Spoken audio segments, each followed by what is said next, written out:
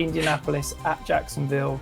Jacksonville coming back from 2 weeks over in London. Do we see some jet lag? Do we see it start to affect their performance this week?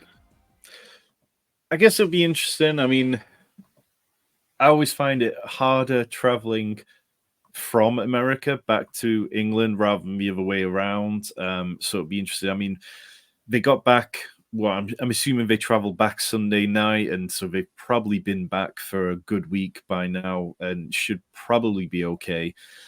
But yeah, I mean, it wouldn't be the most surprising thing. I think this is our first divisional rematch. They played in week 1.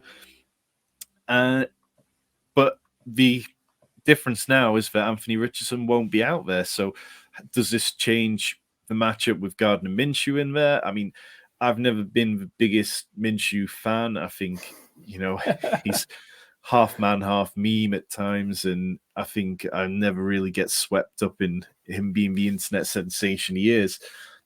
But what he did with the Colts against the Ravens was undeniable. I think when he stepped in at every point for Anthony Richardson, he has been really good. And you look at what the wide receivers did in the games with Gardner Minshew. Michael Pittman had a 30% target share. Josh Downs had a 25% target share. Josh Downs at 4.1K on DraftKings this week. Very, very startable. I think that is a player I'll be putting into a lot of lineups this week. I think Travis Etienne is an auto start at the minute. He seems to have taken work away from Tank Bigsby, who's looked quite disappointing. We both liked him coming into the season, thought that he could get the high-value touches and make Travis Etienne's life a little bit miserable, but we just haven't seen that.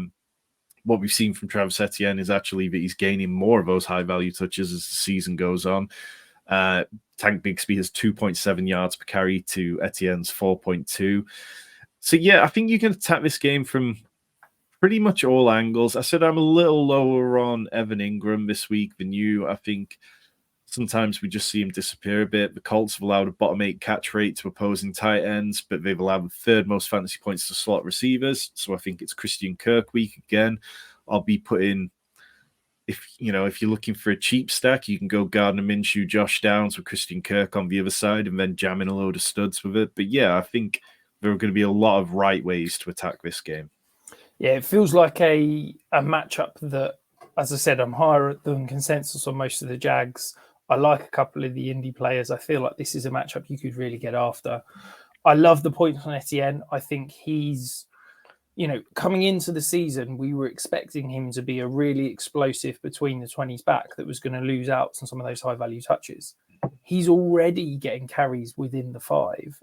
And to me, that means he's ascended to a different level for fantasy because he is going to get those high-value touches that we weren't expecting. The other player I want to touch on, Josh Downs, he's not produced more than 6 fantasy points in any game with Anthony Richardson playing the majority of snaps under center. But every time Gardner Minshew has played the majority of snaps under center, he's been over 10. So I think we're going to see a stretch of games now with Gardner Minshew under center. It could be, you said DK 4.1K on DK. That feels like it could be sneaky upside. And certainly Josh Downs for me is in that plug and play flex conversation week in, week out.